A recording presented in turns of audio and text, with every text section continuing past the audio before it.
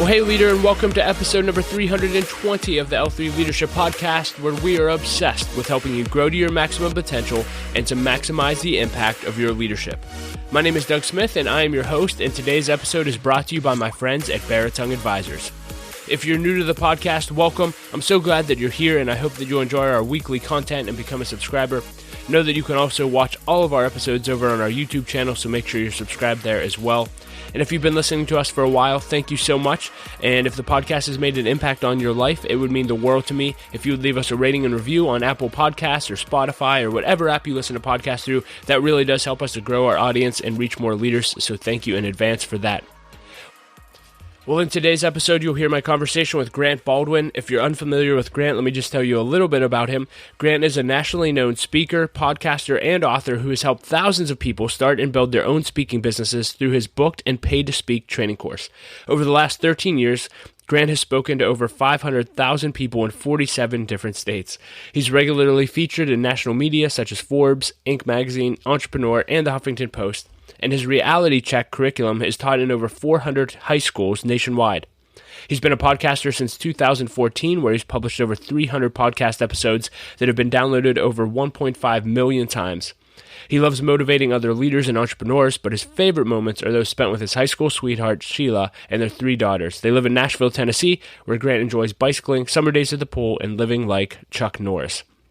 And in our conversation, you'll hear Grant and I talk all about what it takes to become a professional, sought-after, paid speaker, and really, really interesting stuff. And then after we talk through that, we go through the lightning round. You're going to love this interview, especially if you have a desire to become a speaker. But before we get into the conversation with Grant, just a few announcements. This episode of the L3 Leadership Podcast is sponsored by Baratung Advisors. The financial advisors at Baratung Advisors help educate and empower clients to make informed financial decisions. You can find out how Baratung Advisors can help you develop a customized financial plan for your financial future by visiting their website at baratungadvisors.com. That's BERATUNG advisors.com. Securities and investment products and services offered through LPL Financial, member FINRA and SIPC. Baratung Advisors, LPL Financial, and L3 Leadership are separate entities. I also want to thank our sponsor, Henny Jewelers. They're a jeweler owned by my friend and mentor, John Henny, and my wife, Laura, and I got our engagement and wedding rings through Henny Jewelers and had a wonderful experience. And not only do they have great jewelry, but they also invest in people. In fact, for every couple that comes in engaged, they give them a book to help them prepare for marriage, and we just love that. So if you're in need of a good jeweler, check out hennyjewelers.com. And with all that being said, let's dive right in. Here's my conversation with Grant Baldwin.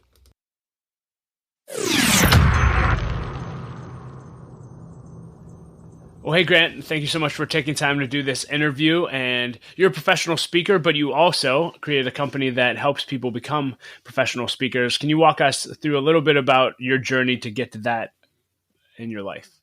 Yeah, thanks for letting me hang out with you, Doug. So, like you mentioned, I've been in the speaking industry for pretty much most of my professional career. And today, basically what that looks like is we work with speakers at all different ages and stages of life and helping them understand how do you find and book paid speaking gigs. And so that really came out of my own desire whenever, if we go actually way back, when I was in high school, I was really involved in my local church, and my youth pastor had a big impact on my life. And I was like, I want to do that. Like, that seems like a really cool gig. And just basically kind of felt like if I could make the kind of impact in others' lives that he had made in mine, that just seemed fulfilling and worthwhile. And so actually in college, I worked for a guy who was a full-time speaker. So kind of got to help a little bit behind the scenes and kind of got to help with, like travel, logistics, contracts, like just kind of got to see like, okay, this is a thing, what does this look like? And actually I went to Bible college, was a youth pastor for a little while myself. And that just gave me a lot of opportunities to speak. And speaking was one of those things I felt like I was decent at and wanted to do more of, but just had no idea, how does this mysterious world work? And so when I decided I want to go all in as a speaker, there wasn't any books or podcasts or YouTube videos or just resources on how to do this. And so I found myself like just stalking other speakers, just emailing them, harassing them, just peppering them with questions. Can I pick your brain type stuff? And just taking anything I could soak up and started just applying that. Eventually got to a point where I was booking a few gigs and more gigs and got to a spot where I was doing about 60 or 70 gigs a year. Wow. And so I was doing that for a little while, and then just had a lot of people asking me like, hey man, I want to be a speaker. I want to do what you've done. And so how would I do that? And so that's really what the Speaker Lab kind of evolved into, where the training and coaching side of teaching people and helping people understand how do you find and book gigs and spread your message and generate an income and impact with that. Yeah, just out of curiosity, so it sounds like we have very similar stories. I was deeply impacted by a youth pastor in my life. Youth ministry changed my life. Same thing. I want to do that. Yep. Got into youth ministry. I'm just curious, was that a hard transition from you to jump from ministry into full-time speaking, non-ministry related? What was that journey like? Yeah. Yeah, so it was kind of interesting because I felt like, and you may have been similar since you come from this world, but you kind of feel like, all right, I went to Bible college to do this thing. You get into doing it, and then you kind of feel like, all right, this is maybe what I'm supposed to do for life, and then you get into it real quick, and I don't know about you, but I was just like, this is not what I signed up for, and it was just like less than an ideal experience. And I also knew like, okay, not all. Like the lead pastor that I worked with was just not a great guy to work with, and one of those people that was well loved on the weekends and not great to work with behind the sings. And so, and I talked with enough other buddies who had kind of similar situations, and so it also just kind of like gave me a chance to go like, well, let me back up. When we were on staff at this church, my wife was pregnant with our first child, and there's nothing like bringing a kid into the world that just causes you to step back and be like, all right, what am I doing with my life? And what do I want to be when I grow up? And the thing I kept coming back to is speaking. Speaking again was one of those things that being in church, it gave me a lot of reps. It gave me a lot of at-bats and opportunities to speak. And so it just, for a little while there, just trying to matter of trying to think through like, okay, do I want to try to find another youth pastor gig, or do I want to try to pursue the speaking dream? And I kind of felt like I'd rather pursue the speaking dream and it be a complete train wreck, but at least I know I tried, than to always look back and be like, I think I could have given that a shot, but I'll never know because I didn't make a run at it. Yeah, so I certainly want to get into your advice for people who want to be speakers, but I'm curious. Okay, so you jump out of youth ministry. I want to be a full-time speaker. You went from speaking to churches about Jesus to what did you even speak on? I'm just curious, what direction did you go there?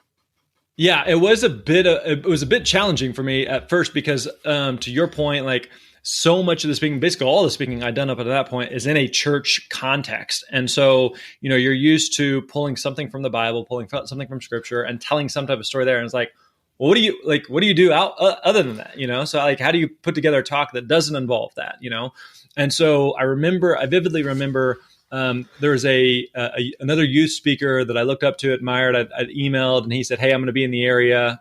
Come if you want to come see my speak."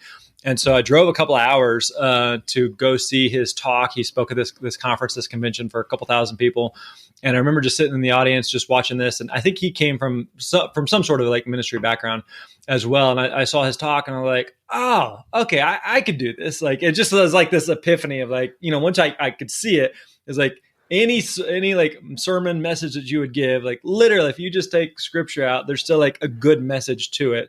And so it was just kind of a eureka light bulb moment for me watching him speak and present. So a lot of the speaking I did early on was in the education space. I did a lot with high schools, a lot with colleges.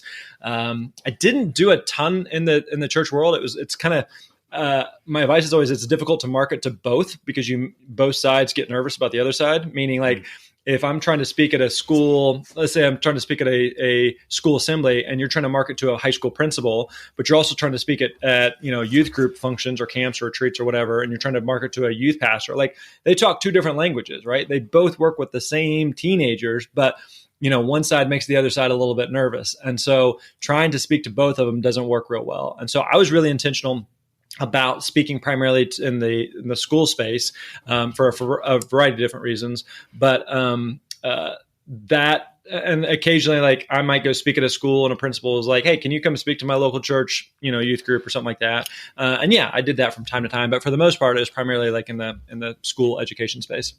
Yeah. So you talked about how you went to the guy that came into town. You saw him speak in front of thousands of people. You said, "Hey, I think I can do that." So I'm sure there's a ton of people listening to this right now saying, "I've had that exact thought.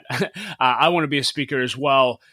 How do you even know if you could be a speaker or not? Where do you encourage people to start that may be sitting in that same seat you were sitting in that day? Yeah, well, I think, at the time it wasn't like I've never spoken before, I've never Right. done this, and I just, I should be up there. But like I'd done a lot of speaking before, it'd been in the church context, so I had enough at bats and reps. I'd got feedback from people to feel like, okay, I'm not the best in the world, but I'm not horrible, and there's something there, and I feel like I could be decent at this. And so it was, some of it was just kind of some self-awareness. Some of it was I'd had enough at bats and had gotten like positive feedback from other people, like, hey, you're pretty good at this. So I think those type of things also just help give me some confidence. What I see with a lot of speakers that we work with today who may be in a similar spot are speakers who are going like, I've done some stuff for my work or at church or within the community, and I've had some random things that I've spoke at here or there. They have been things that have been kind of fallen in my lap. They've been word of mouth or referrals or that sort of thing. And I've done a few here and there. Maybe I've been paid a time or two. Maybe I've done a bunch for free. And I would love to do more of those. I just don't know, how do I get started and what do I charge and who hires speakers? What do I speak about? And like, again, how does this work? And so that was the big thing that we started to see is, there's a lot of people who have speaking experience, but just don't know, how do you actually get paid to do that? And how do you turn it into more of a business? Yeah, so let's talk about that. Where, I would say that I'm in a similar situation to what you just mentioned. What would your encouragement be for me to start? Yeah, so the main thing that we teach is we teach what we call a speaker success roadmap. It makes the acronym SPEAK, SPEAK. And so what we can do is, if you want, I can just kind of walk through at a high level what that is, and we can dig in wherever you want. But again, the acronym SPEAK. S is to select a problem to solve. Now, this is the most important part of the process here, and this comes down to two key questions that you need to ask. One is, who do you speak to? And number two is, what problem do you solve? Now, the challenge here for a lot of speakers is we tend to go as like broad and vague and wide as possible. And so, who do you speak to? I don't know, man. I speak to people. I speak to humans. My message is for everybody, right? And if we were to ask, like, what do you speak about? Like, I don't know. What do you want me to speak about? I can speak about, ministry or church or family or faith or marketing or business or sales. It's like we want to spread this net as far and wide as possible. But what we will always tell our students is, you want to be the steakhouse and not the buffet. The steakhouse and not the buffet. Meaning, Doug, if you and I were going to grab a bite to eat, we're looking for a good steak. Like, we have a choice. We could go to a buffet where steak is one of 100 things that they offer, and they're all mediocre. Or you could go to a steakhouse where they do one thing, but they do that one thing really, really, really well, right? So they don't do seafood, they don't do lasagna, they don't do tacos, they don't do cake. They do steak. And so that's really what you want to be as a speaker, which again is counterintuitive, because we think the more things we can speak about and the more people we can speak to, the more opportunities we will have. But that's not what people are looking for. People are looking for you to solve one specific problem for one specific audience. So again, once you understand that and you're clear on that, then everything else becomes a lot simpler. So that's the first part of the process, is the S, select a problem to solve. The P is to prepare your talk. So get really, really clear on the solution that you're going to bring to that problem. And at the same time, I think it's important to note that not all speeches look and speaking looks the same. And what I mean by that is, I know for me personally, I do really well in like a 1 hour block. Meaning, like, that could be a keynote, that could be a workshop, it could be a few hundred people, it could be a few thousand people. I'm good in that setting. Where I don't feel like I'm good at, or what I'm not super interested in, is like multi-day trainings and like these long workshops, and there's other speakers who are just like, oh, you can't do anything in an hour. Like, why? What's the point of that? Like, I want to go deep with 20 people for 5 days. I'm like, that sounds miserable, right? But everybody's different, and it's not that one's better or worse than the other. But as a speaker, you kind of decide what's the best way to solve that problem that we identified in the S part of the framework. The next part, so we got S, we got P. The E is to establish yourself as the expert. So there's two key marketing tools every speaker needs. You need a website and a demo video. Website and demo video. So in this day and age, if you don't have a website, you don't exist. People won't take you seriously. And you need a demo video. Now, what exactly is a demo video, and why is it important? Think of it like a movie trailer. The point of a movie trailer is they're going to take this like 2-hour movie, they're going to boil it down to 2 or 3 minutes. Within those 2 or 3 minutes, you have an idea of who's in it, what's the plot, what's the theme, what's kind of the genre of that the movie is in. And the point of the movie trailer and the point of the demo video is to make people want to see more. So before either of us would go see a movie, like, I just need to see it. I need to see the trailer. Just let me watch the trailer, and I'll know within a minute, probably less than that, whether or not it's a fit or something that I want to see. Because you got to remember, for an event planner who's hiring a speaker, they are putting a speaker on the stage in front of their audience, maybe in front of their board or their bosses. They are taking a significant risk. I hope this person is good. I hope they don't say anything inappropriate. I hope they don't embarrass me. I hope they deliver. You hope all these things. And so in order to do that, you probably want to see something versus like talking to a speaker and the speaker's just like, no, I'm really good. Just trust me. Like, it's hard to take that risk. So event planners are in the risk mitigation business. And so a demo video is a good example of how you can reduce that risk for them. The next part of the process is acquire paid speaking gigs. And so this is where speakers kind of make a mistake of, okay, I'm interested in speaking. I'm clear on who I speak to, what problem I solve. I'm clear on my talk. I've got my website. I got my video. Man, now I just sit back and wait for the phone to ring. And it just doesn't work like that. Like, you have to have a process and a system in place to be able to consistently find and book gigs. And then the last part of the process is know when to scale. Meaning, a lot of people who are interested in speaking are also interested in coaching or consulting or doing a podcast or doing some type of training, maybe doing a book. So you can do all the things, but you can't do all the things at once.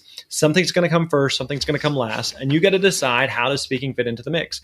And so, for example, there are speakers that I know who do 100 gigs a year and don't do anything else. And that's fine. And speakers that do 10 gigs a year and primarily do a ton of consulting and have a book.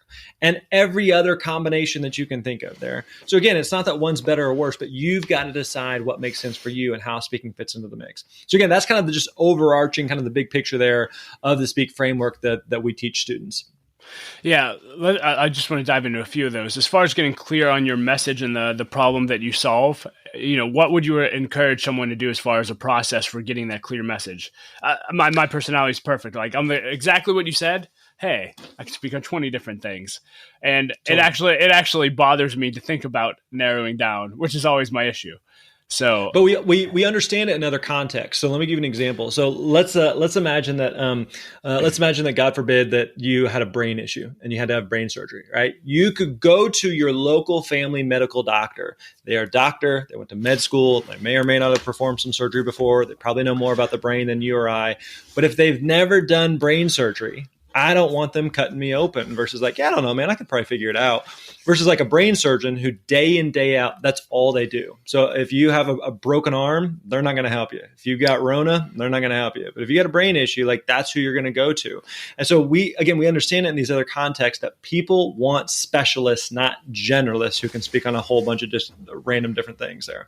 Now, I also understand that like narrowing it down can be very, very difficult. And so this is where we find that some of the with what we do with some of our coaching and training programs within the Speaker Lab is really helpful because it's hard to read the label from inside the jar. Like we're all so close to our own stuff where we're just like, man, I don't know, like all these different options and like, how do you narrow it down? How do you figure it out?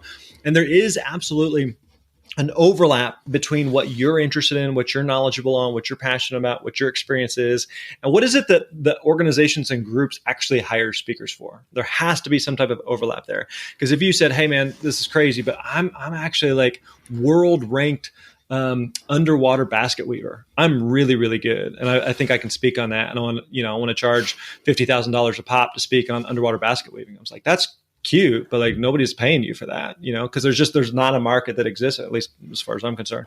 But so you have to find that type of overlap there. So oftentimes one of the best things you can do is, I find a good exercise is to look for other speakers who are doing something similar to what you may want to do and who are a step or two ahead of you, not light years ahead of you, but a step or two ahead of you. So if you're like, I want to be a motivational speaker, who's Tony Robbins? What's Tony up to? What's he speaking at? No, that's not what we're talking about. Like you're looking for other people who are doing something very, very similar and doing it in a space or in a way that makes sense and resonates with you. And so what you're doing there is if you said, okay, I come from actually, let's just kind of role play it. Tell me just real quick, tell me about like your background, your experience, where you come from. Yeah, born and raised in Pittsburgh. Let's see, interesting facts about me. So I work at a nonprofit rescue mission in Pittsburgh. So I do oversee fundraising for an organization that helps the homeless men, women, and children of our city. I also own this organization called L3 Leadership. I'm really passionate about connecting and developing leaders in our city and around the nation. Okay. So one of the things that you said there that I know is a problem for organizations is fundraising for nonprofits, right? That's a world that you know, it's a world that you understand. Sounds like you've got some experience there, right? So that would be some low-hanging fruit that we could just start with. Oftentimes it's good to start with what's your experience, what's your background, what's your knowledge versus something that like if you described all that to me and you said, hey man, what I really want to do though is I wanted to teach, home remodeling and how to design furniture or whatever. Just like wait, I didn't hear anything about that and what you just said. So let's start with something you already know, because as it relates to like nonprofits and fundraising, this is a world that you're familiar with. You understand like the organizations, other associations. You understand. You've probably been to some of those events. You probably know other people who have spoke at some of those events. You probably know already some of those decision makers. You know the language. You know the challenges. You know the problems. Like the insider baseball knowledge. So you already have so much experience there. Now, the challenge that some speakers run into is they're like, okay, I've got a lot of experience with, in this case, nonprofit fundraising, but man, I'm just tired of this. I want to do something totally different. It's like, that's fine, but let's start with something that you know, because when you're thinking about, who do I speak to? What problem do I solve? You're not making a permanent decision. Like you're not getting a tattoo here. We're picking a starting point. So let me give an example. There's a speaker that we worked with who came out of the restaurant world and had done a lot of consulting in like the restaurant world. And he's like, man, I'm tired of the restaurant world. I was like, I get it, but let's start there. And so he started in the restaurant world and had a bunch of contacts, connections there, and really got the ball rolling. And then was able to open up other doors of opportunity outside of the restaurant world. But let's start with like the low hanging fruit of what it is that you already know. And so today, as far as I know, I think he does very little in the restaurant space, but that's where he got his start. And then once you kind of get going, then you can kind of pivot and iterate from there. So I always tell speakers like, it's much easier to steer a car in motion than it is to steer a car in park. And so like, let's get going. Let's figure out something here that might work. Now, if you said, all right, based on all this conversation thus far, I'm interested in speaking to nonprofits on fundraising, and you start browsing around at a possible event that you could speak at or other speakers who are doing something similar. And let's say you couldn't find anything and you're like, oh man, this is perfect. I'm going to be the first. No, like that's not what we're looking for here. Like you're looking for like, there's like proven track record here. Like this is something that like people are actually doing. And it helps just kind of validate that this is like an opportunity that exists in the marketplace. So again, that's kind of a long-winded answer, but that's kind of how you want to be thinking about this. No, that's so good. I mean, I'm an Enneagram 7. And so, the thought of being pigeonholed into one specific talk, Totally. I always think through like Dave Ramsey. Now, again, his platform's enabled him to speak about many things, but, it's like, how do you answer the same questions for 30 years over and over again on the same subject? I mean, he's helping a ton of people. But anyway, that was really, really fascinating. And again, let me give you an example. Again, over time, so you take someone like Ramsey. I live here in Nashville. I live 5 minutes from Ramsey's headquarters. And so it is a huge metropolis there, and they do a lot of different things there, right? But they got their start just helping people with debt and just helping people with budgeting, right? And you see other examples of that. So for example, let's take Nike. Nike is a huge multi-billion-dollar organization that will sell anything they can put a swoosh on. But that's not how they got their start. They got their start by selling a very specific type of running shoe designed for long distance college runners. That was it. So we literally are going to take a waffle iron. We're going to make this very specific type of shoe for this one specific type of audience. And then once we kind of figure that out, what if we made, walking shoes? What if we made a running shoe? What if we made a basketball shoe? What if we make basketballs? What if we make hats? And it evolves from there. So you look at Nike and you're like, man, they have everything, but that's not how they got their start. Another example, like in the speaking world or in like the personal brand world, and someone like a Gary Vaynerchuk, right? Gary does a ton on a whole bunch of different topics. He's super hot on like crypto right now and NFTs, and he does a lot with social media and marketing and just a whole variety of things. But whereas like today, there's organizations, companies, groups that may hire Gary to talk about anything he wants to talk about. Where he got his start was, do you know what it is? Where he got his start? Wine TV, one specific type of thing. He did wine for years and years and years. Good. And then it's like, okay, I did wine. Now let's kind of evolve to something else. And now it's evolved. So like we see him where he is today. We see Ramsey where he is today. We see Nike where they are today, but that's not where they got their start. So focusing on one specific thing, solving one specific problem for one specific audience. It's so good. You've mentioned several times about acquiring paid speaking gigs and looking for them. You said they don't just fall in your lap. But can you talk about that process? I think that strings a lot of people up. Yeah. So I think again, a mistake that some speakers make is, all right, I got my website, I got my demo video, and then it's just kind of a reactive thing. Now I'm just going to sit back and I'm going to wait, because that's what historically has happened. So you mentioned like you've done a couple gigs here or there, and it's just kind of been word of mouth. Something's kind of fallen in your lap. And so it's great when that happens, but it's really, really difficult to build a business that way. And so you have to change from being reactive to being more proactive. And so remember, we're solving a specific problem. And so I'll give you an example. I remember when I was in high school, one of the best times of year, one of the best days was a snow day. And a snow day was great, not just because you got out of school, but because me and a buddy, we would always go to like the rich neighborhoods, and we would shovel driveways and shovel snow off the driveways.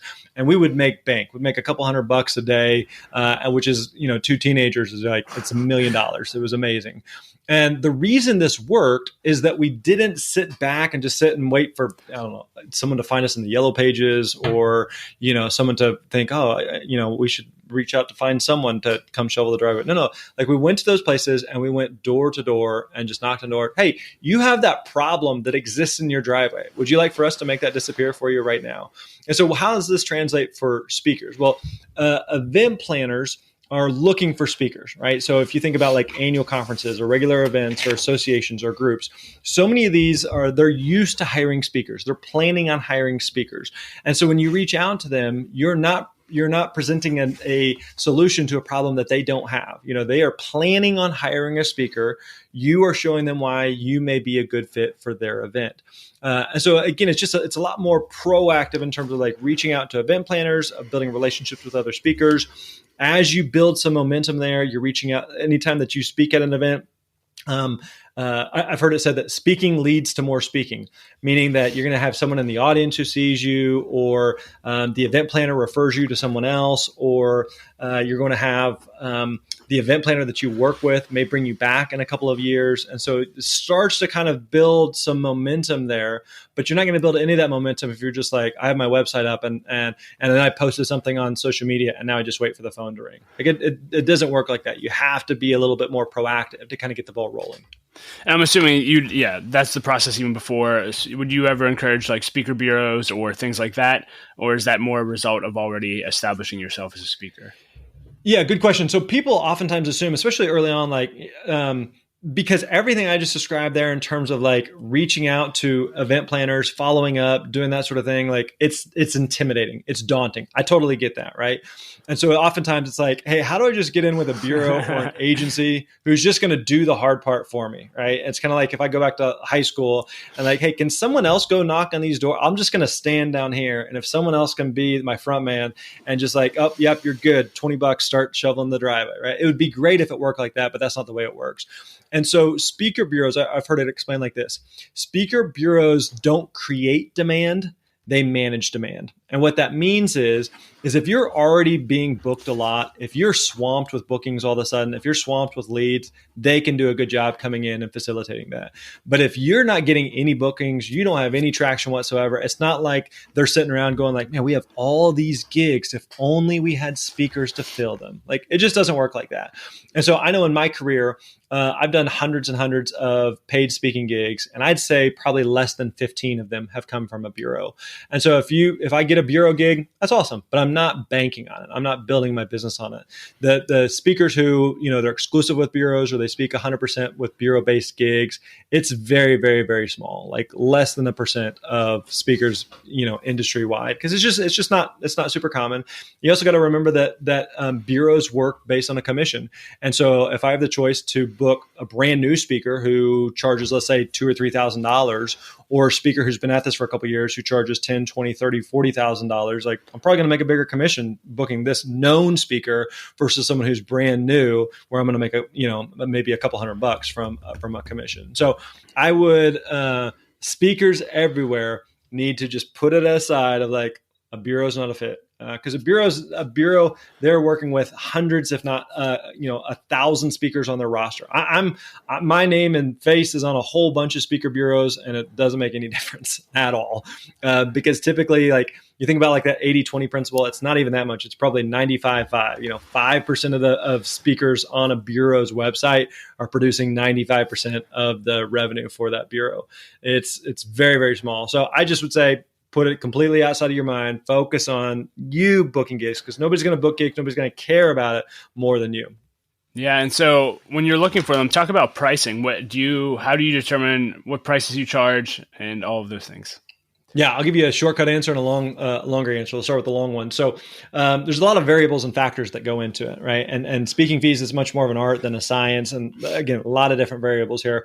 A couple of the variables. One is going to be your industry. You can charge more in some industries versus others. You can charge more speaking to corporations versus nonprofits. You can charge more speaking to colleges versus elementary schools. Again, it's not that one's better or worse than the other. Every industry kind of has some different fee ranges and that they're used to paying. Another factor and variable is going to be your marketing materials. So we talked about like your website, your demo video. If an organization or group is going to hire you, they're probably looking at you and 2 or 3 or 4 other speakers. So whether we like it or not, people judge books by their covers. And so you want to make sure that your stuff looks polished, it looks professional, it looks sharp. If you are, a $5,000 speaker, a $10,000 speaker, or a $500 speaker, and your website and demo video looks like crap, it's just people are going to assume like you're a bad speaker. Now that may not be fair or accurate, but that's the assumption based on your marketing materials. Now, that also does not mean that you need to have spent tens of thousands of dollars to create an amazing website or video. Like, with the technology and tools and resources available today, you can get a really well done website and a really well done demo video for very, very inexpensive. In fact, inside of one of our programs inside the Speaker Lab, like, we actually create the website and demo video for you. So most speakers like have a difficult time. So we just like, hey, no, we'll just take care of it. We'll take that off your plate. We'll build it for you, so you don't have to worry about it. So you need to make sure your stuff looks sharp and professional.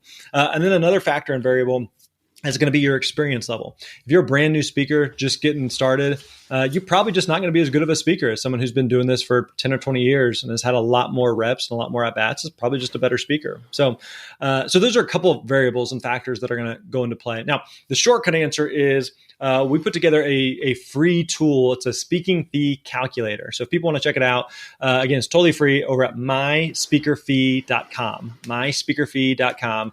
You answer like 10 questions or so. It's multiple choice questions, and it'll spit out a number for you at the bottom of what you should be charging. Now, again, it's much more of an art than a science, but it gives you something, because you're trying to think about like, okay, all these different variables, like, how does that apply to me? So go there, myspeakerfee.com, answer some questions. It'll spit out a number. You can go back, play with different variables, different combinations, see how it changes things. But it's something to like, man, I have no clue, zero clue, but that'll at least get you in the ballpark. And when you're engaged with a conversation with an event planner, and they bring up, hey, what's your fee? I mean, do you just give them a flat out fee? Do you just leave that open to negotiation? Do you say, what's your budget? Do you have any tips on that actual conversation? Yeah, good question. So a lot of times I think a speaker should have what their fee is.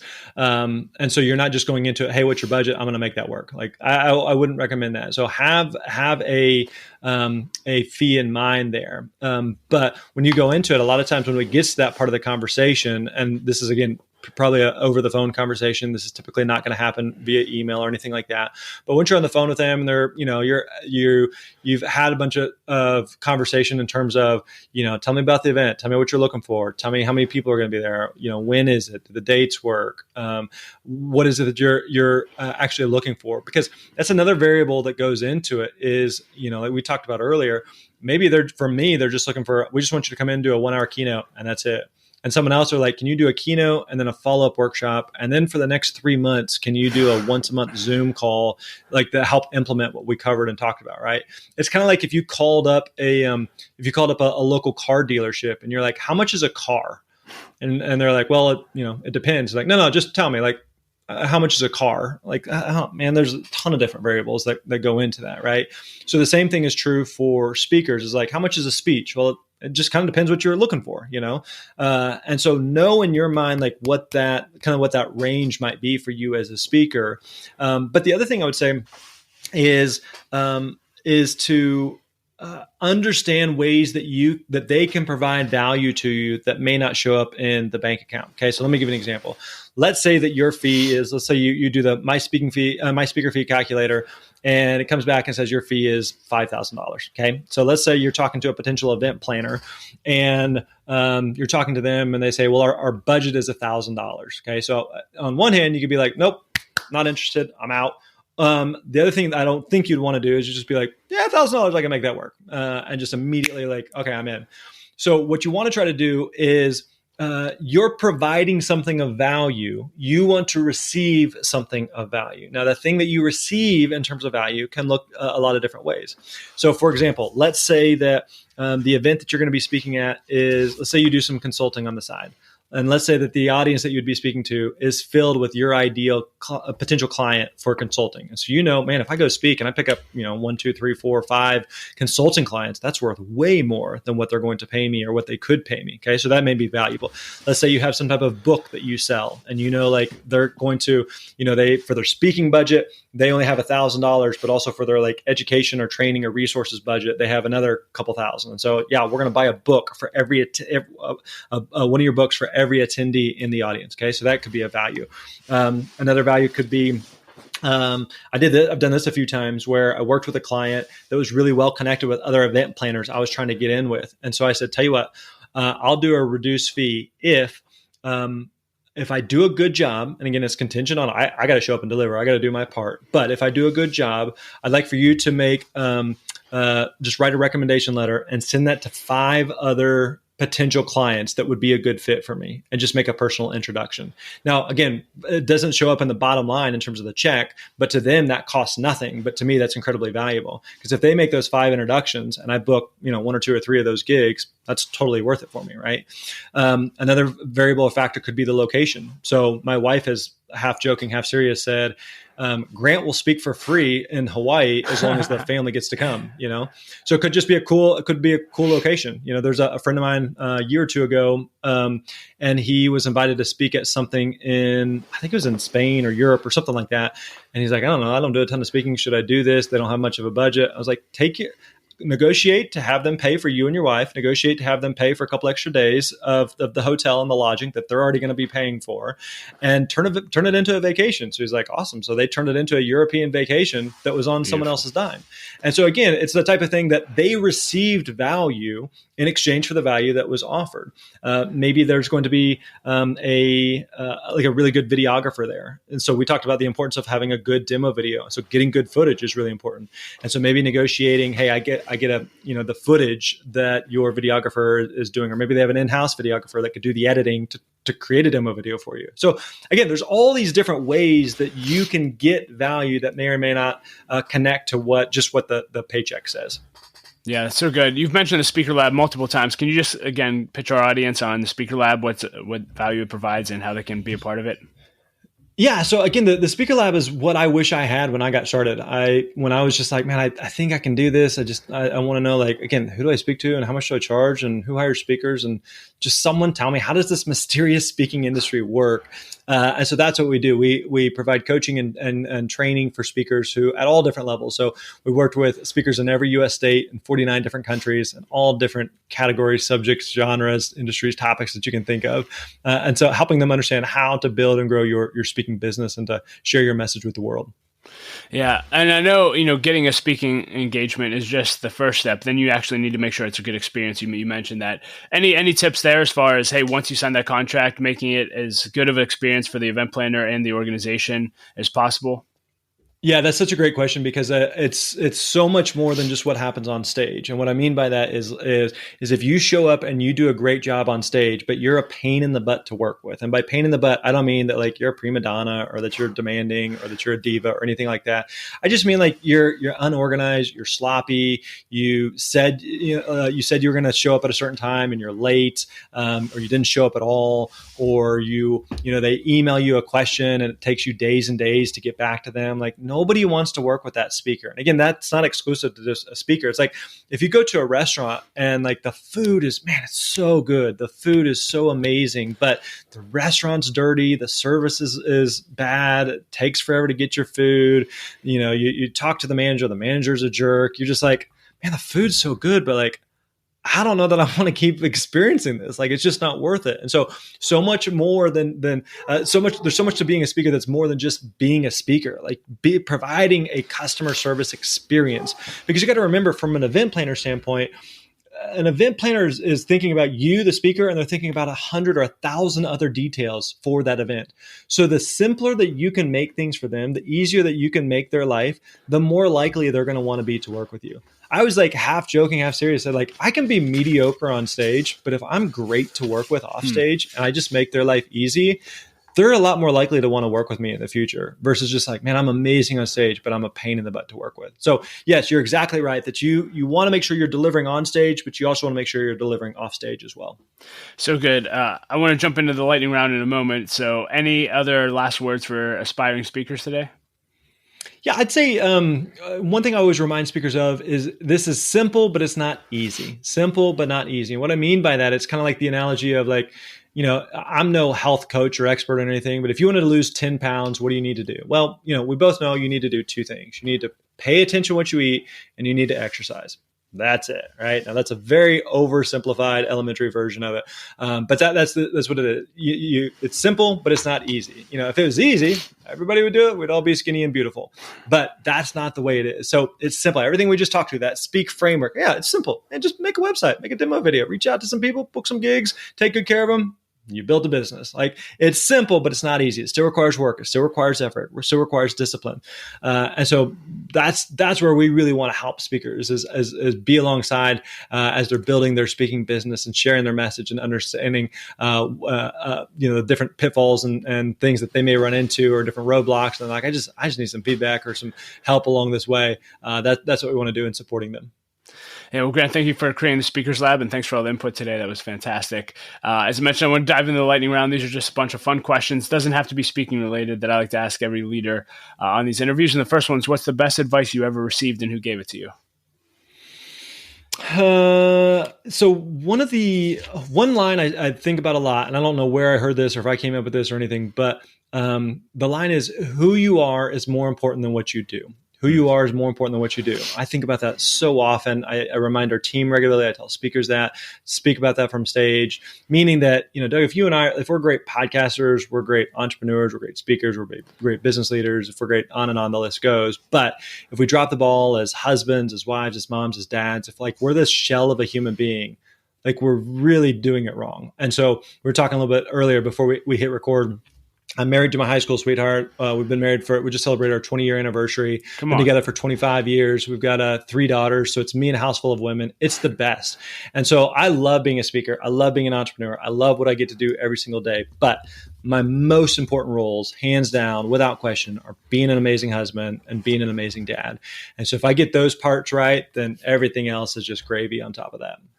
These just came to me. I don't know if they're a lightning round question or not, but best tip for being a husband after 20 years. Let's go. I think what has worked well for us is like we just really enjoy being together. Like we genuinely, the stereotypical, she's my best friend. And like, yeah, I totally feel like that. Like if I had the choice to go hang out with some guys or just to be home with her, like 99 nights out of 100, I want to just hang out with her. Like we just really enjoy being together. We really enjoy each other's company. And so I don't know if that's something you teach or you learn or you grow into, but yeah, you better marry right in the first place for sure. Best parenting tip?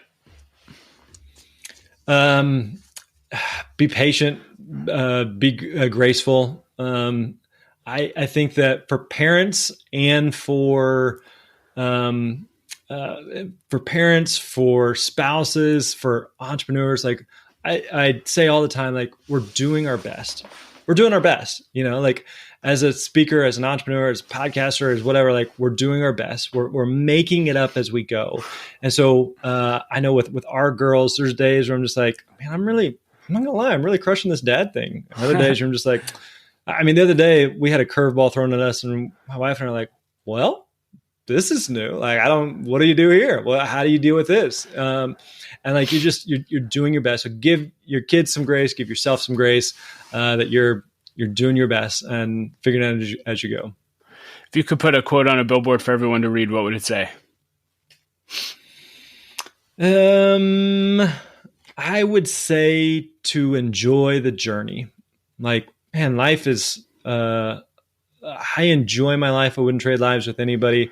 But I'm also a very like motivated, driven, hardworking guy. And so sometimes I got to remind myself just to like put my phone down, to stop, to take it in. Like, oh man, this is good. Like life is really, really good. And so, yeah, something along the lines of just to enjoy the journey. Best purchase you've made in the last year for $100 or less? Kind of browsing around here. I'm looking $100 or less. Seeing if anything comes to mind here. This wasn't within the past year, so I think this was a couple years ago. I got an Aura ring, Oura, and I'm guessing it's probably a little over $100, maybe $200. But use that just for tracking sleep and health, and it's been a good, it's been a good little device just to keep me on track, make sure I'm not as young as I used to be, and so that helps keep me focused. What's a book or two that have impacted you the most, either recently or all time? Let's see here. One book I really, really like, especially in the entrepreneurial space, is a book called Rework. It's by the guys from Basecamp, formerly 37 Signals. And so it's, 50, 60 short chapters, each couple page chapters. And it's just like some really good kind of contrarian views on business and entrepreneurship. And so I've always resonated with kind of how they view things, that you want to not live to work, but work to live. And I think they do a good job kind of explaining that and in a good, concise way. That's good. If you get to spend time with a high impact leader or someone that you admire admire greatly, do you have a go-to question that you always ask when you get to meet with them? I mean, a lot of times I just like to ask about them, their life, like how's things going? Like, what are you excited about? What's working for you? A good question I heard recently is what's in focus? Like what's happening right now that just feels clear to you? Because I think a lot of times if you are talking with someone, I try to think through like so much, if when possible, like so much more than just like, hey, this one token answer that they're going to give, but more like, what can I do or ask or say to help build more of a relationship with this person long term? Because I don't know, there's probably very few situations where like you met someone, even someone that you looked up to, and they said this one thing and it profoundly, like deeply impacted your life. Like, I mean, maybe that happens for some. I don't know that that's happened to me. There's nothing that really comes to mind. But I think more often, like the relationships of people that you do life with on a day in and day out basis, and people that you have some form of connection with, like oftentimes those relationships are going to be deeper, and perhaps the advice or shared experiences you're going to have are going to be more meaningful or impactful. So what's in focus for you right now? Marriage is really, really good right now. Kids are really good right now. Business is good. One thing that's been actually in focus this year at the time of this recording is I've made a lot of progress in my health. It's something I'm pretty proud of. Health is one of those things that I'm a relatively active guy and was, played sports and so, but I also turned 40 a few months ago, and I'm like, okay, you're not as young as you used to be. And thanks, man. But you're just like, you gotta just take better care of yourself and be aware that you can't just eat, Fruity Pebbles and donuts all day, as delicious as both of those things are.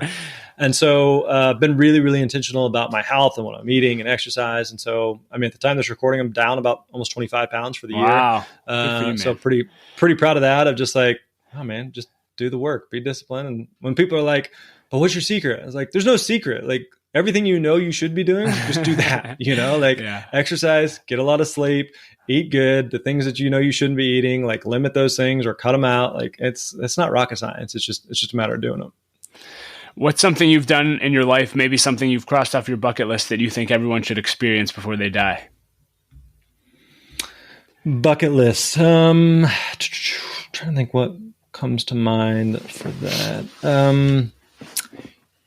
I mean, one moment that comes to mind that was really, really cool was I grew up in Missouri, and so I was a big St. Louis Cardinals fan. And so in 2011, my dad and I ended up going to Game 7 of the World Series against the Texas Rangers, and so we got to see the Cardinals win. And so it was just it's not only a cool like sporting experience, but it was a cool sporting experience with my dad. Yeah. So is that all the stars have to align for your favorite team to be in Game 7 in a championship, and for you to be able to, go see on a whim. But nonetheless, that was a pretty cool memory. When I'm here in Pittsburgh, so for the stars to align for the Pirates to make it to Game 7 of the World Series, yeah, it's gonna be a minute. Yeah, I hope it'll happen in my lifetime. Is there anything left on your bucket list? Is there anything you want to do that you haven't done? Yeah, I really enjoy my life. I enjoy, what I get to do. My wife and I and our family, we like to travel. We like experiences. We like adventure. So yeah, there's probably a lot of things I want to do. I don't have my list in front of me here, but different, countries we want to visit, and different experiences that we want to have. So, yeah, but at the same time, I try to be really intentional about making sure that I'm living, an ideal life today and not for someday. Yes. Meaning this is the youngest that I will ever be, is this moment. And so making sure if there's something man, I've always wanted to do that, or someday I'm going to do that. Okay, is there something that's preventing me from doing that now, or in the very near future? And so I'll kind of connect a couple dots here. You mentioned parenting. One thing that's been a big win for my wife and I and our kids is when I was speaking full time, I always wanted to take my daughter, our oldest at the time, wanted to take her on some type of speaking gig. And I just oh man, I'm traveling all the time. I want to take just one kid with me. But it had to be the right type of gig. She was pretty young. I was okay, I got to be able to speak, but also kind of keep an eye on her at the same time. If possible, it's got to be, we got to be going somewhere cool. If you're going to the beach in Florida, that sounds more exciting than going to Pittsburgh. No offense, but so I had to have something fun there. But so I did when she was 8, I took her with me to an event, and we dubbed it the 8 is Great trip. And that was so much fun. Wow. And so we've turned it into a thing where every year, each of our girls take a one-on-one trip with either mom or dad, and we just rotate years. So this particular year, why this is fresh on my mind, this past week, a week ago, my youngest daughter and I, she's 11, her and I went to Disney. And so we spent 2 days we went one day at Disney and one day at a water park, just the two of us. And it was so much fun, and we had such a great time. And this summer, my wife and our middle daughter will go on a trip, just the two of them, and wherever they want to go, whatever they want to do. And even this, it may not be some type of travel or trip or something. The very first year I did this with our youngest, we rented a hotel in the area, and just a cheap little hotel, and we went to play miniature golf and went ice skating, and then we came home. That was it. But it's just hey, it's just the two of us. And so those experiences with your kids are really, really cool, super rewarding. So that's been something that's been, that's definitely moved the needle for us in our family. I love that. Well, we're about out of time. Grant, anything else you want to leave leaders with today? Man, I appreciate you letting me hang out with you. Again, if you're wherever you are in your speaking journey, if there's anything we can do to help you, support you, if you're listening to this podcast, you probably listen to other podcasts. So feel free to check out the Speaker Lab podcast. We've got nearly 400 episodes there. So a lot of good content. The book, The Successful Speaker. And again, that Speak framework we walk through goes through much more in depth on just how do you find and book gigs and share your message with the world. Yeah. Love your podcast as well. Thanks again for adding value to me and everyone that will listen to this, Grant. Appreciate it. Oh, hey, leader, thank you so much for listening to my conversation with Grant. I hope that you enjoyed it as much as I did. You can find ways to connect with him and links to everything that we discussed in the show notes at l3leadership.org/320. And leaders, always, I want to challenge you that if you want to 10x your growth this year, then you need to either launch or join an L3 Leadership Mastermind Group.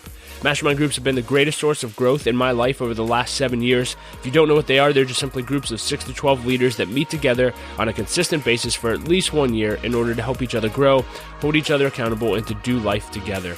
So if you're interested in learning more about masterminds, go to l3leadership.org/masterminds. And as always, I like to end every episode with a quote, and today I'll quote Craig Groeschel, who said this. He said, "If you're tempted to quit, remember why you started." If you're tempted to quit, remember why you started. Well, hey, leader, we hope that this episode encouraged you. Know that Laura and I love you. We believe in you. And remember, don't quit. Keep leading. The world desperately needs your leadership. We'll talk to you next episode.